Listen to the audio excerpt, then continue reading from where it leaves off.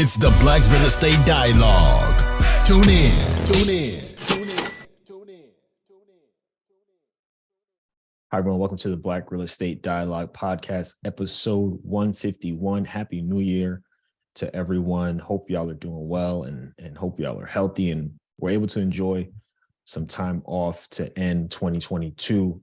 Before we jump into this episode, if you're listening on audio, definitely please make sure you subscribe. Leave us a 5-star rating and review. Costs you nothing, takes less than a minute, and it helps us out a whole lot. And if you do leave a 5-star rating and review, send me an email. My email is in the show notes, and I'll send you a free training on finding and analyzing properties. If you're on YouTube, definitely make sure you subscribe, make sure you share, leave the like button, hit the like button, all those things. So I look forward to hearing from you all. Before we jump in, just want to shout out Donald the Voice. Donald is the producer of the show, and he has been an integral part of the team. He is just amazing. I mean, I don't know how else to explain it. At the beginning of 2022, one of the things I told him was I wanted to release content 3 times per week, specifically new episodes with guests every Monday, and then on Wednesday and Friday, clips from previous episodes. And so for those of you who have been following, you'll notice we've been releasing multiple times a week. We have not missed a day. We've literally released episodes 3 days a week, Monday, Wednesday, Friday at 8 p.m. Eastern, 5 p.m. Pacific. And so wanted to make sure to give you all as much value as possible in the long form with the typical interviews and also with the clips from the previous episode. So shout out to Donald for supporting that and really being the driver of that. So looking forward to working with him and doing some more great things this year.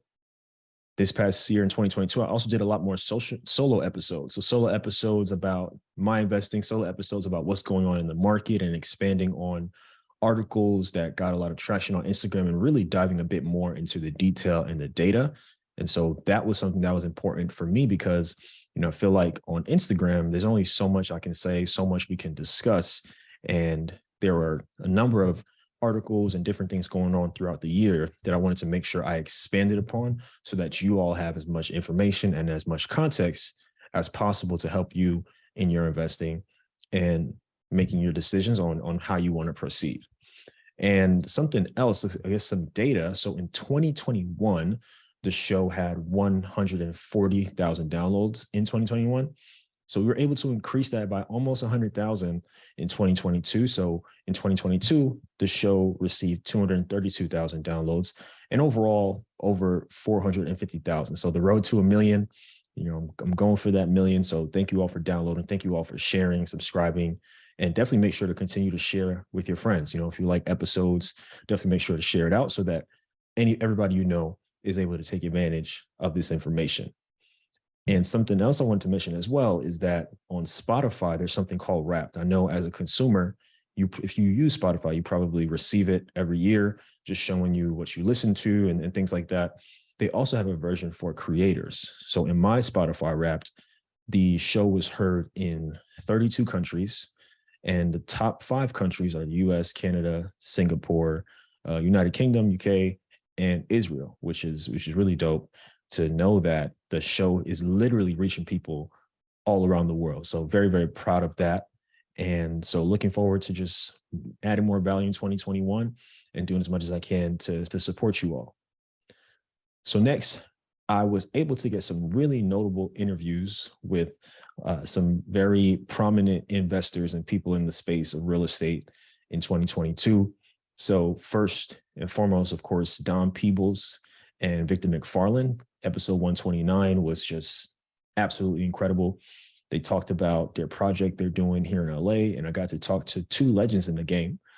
Don Peebles is the most successful Black real estate developer in the country, and Victor McFarland is also one of the most successful Black real estate developers in the country. So just to be able to talk to them, to interview them and get to know them was just absolutely incredible. And so I'm very thankful for that opportunity and thankful that I had an opportunity to get them onto the platform. Also, Paige Turner, star of HGTV's Fix My Flip, had an opportunity to interview her as well, which was incredible. She shared a whole lot of information about flips, the reality of it, talk about her show and things of that nature. So that was also an amazing interview. I also got to interview Darren Campbell episode in the summertime. His episode was just incredible. And he is one of the top real estate agents in the country, among other things. And he's done over $1 billion in transactions, which is just incredible. Also had the opportunity to interview Nick Goucher, who is the co-founder and vice president of the largest Black-led mortgage company, Legacy Home Loans. That was episode 140. And we talked about the first ever mortgage program for Black borrowers that they launched a couple months ago. So definitely had some very amazing and notable interviews. And I'm looking forward to a lot more. Got a whole lot more up my sleeve. And so y'all have to stay tuned and see what's going on with that. This past year, I also got back into doing live events. I have not hosted a live event. I had not hosted a live event since 2020, since before, everything changed in the world. And so I hosted 2 networking events here in LA. So 2 of them were more informal, just happy hour, getting people together, and we were able to have a pretty good turnout. And then I ended the year in December with a sponsored in-person event that also included live interviews. So I did 2 live interviews that'll come out in a few weeks. And so that was amazing just to see people in that environment, taking notes, networking, connecting with one another. So I'm looking forward to hopefully doing more of that in 2023. So shout out to everyone who participated in those events, either if you attended, if you were a speaker. And so definitely looking forward to doing a lot more of that in the new year. And then I also want to talk about my investing. So, I believe in transparency. And to be honest, as far as acquiring new properties, last year did not go as planned. In the fourth quarter, I decided to really start aggressively looking for opportunities, looking for deals out in Ohio. And I had 2 deals under contract that I ended up canceling, that I ended up backing out of for a number of reasons. And before I get into any of those details, one thing that I do want to mention is that it's very important to make sure that the county you're investing in, that how they are assessing the property taxes. And what I mean by that is when you look at a listing, right, you'll see the property taxes for whatever the year was for that particular property. It's not necessarily the property taxes that you're going to pay.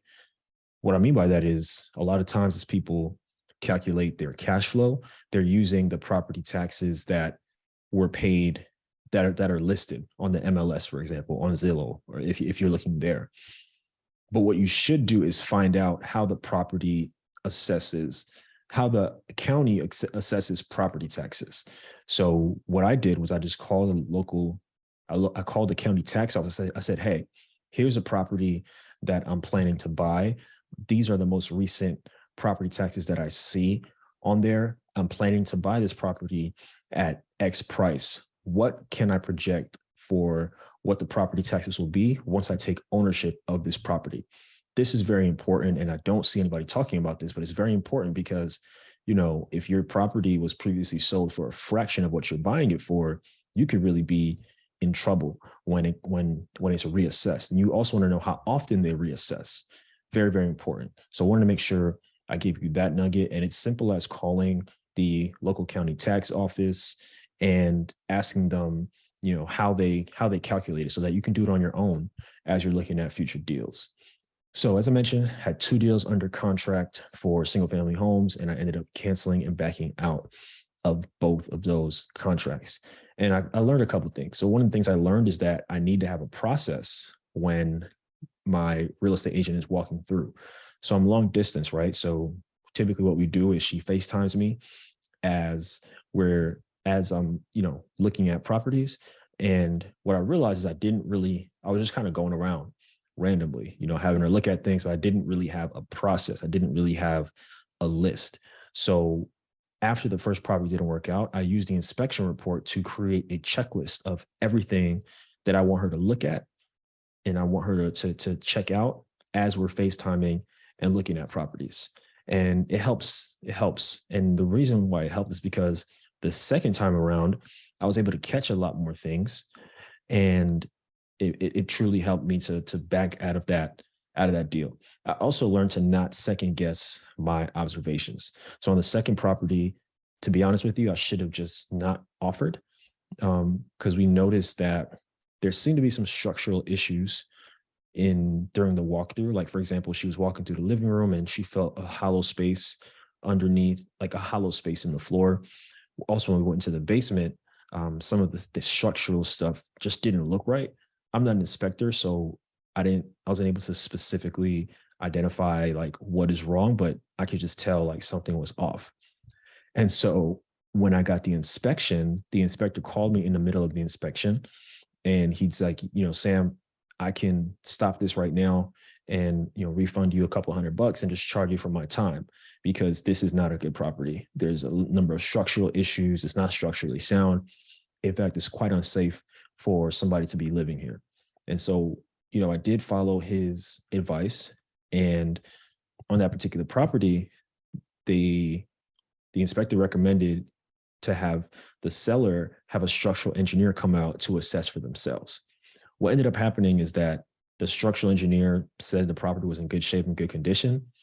My inspector actually called him and was like, I can't believe you're putting your name on this. This property is not in good condition. You didn't check thoroughly enough. And, he basically didn't have anything to say. So it sounded like an inside job. And it's also important to make sure you have a good team. My inspector, he's a good dude. He's a guy with integrity. And, he has my best interest. And he's like, I know you're an out-of-state buyer. And so, I have your back. So it's very important to make sure that you have that. So, I'm excited for this year because, I have my checklist. I know what I'm looking at in my walkthroughs, and, I probably will be able to avoid even going for an inspection if I can make certain observations during the walkthrough. So very important for you guys to all have that. And be mindful of sellers who are trying to pass on their problems to you. Every deal is not a deal, right? You need to know what kind of investor you are. You need to know what kind of rehab you're comfortable doing. And you really need to be able to recognize when a seller is simply trying to pass on their issues to you, pass on the issues they don't want to deal with. And if you're not fit to deal with them, then you should pass on that deal. So that's definitely something that I want you to keep in mind. Also, for my current investing, things have gone well. It's been a pretty smooth year. Thankfully, my property was fully occupied for the entire year. Outside of the HVAC, everything was pretty smooth sailing. I talked about it in an episode last year when I had to get my HVAC fixed. And so very excited and proud of that. And so just looking to add to the portfolio next year. All right. So again, thank you all for your support. All these accomplishments would not be possible without you. So continue to share, continue to subscribe, like all those things to Black Real Estate Dialogue. This will be year 4. And so looking forward to adding more value. And I really appreciate you all. Again, would not be the same, would not be possible without you. Wishing you all an amazing, prosperous, and blessed 2023. And I'll talk to you soon. Thank you so much. Hi, everyone. Sam here from the Black Real Estate Dialogue. Make sure to hit that notification bell and that subscribe button, and to visit us at blackrealestatedialogue.com.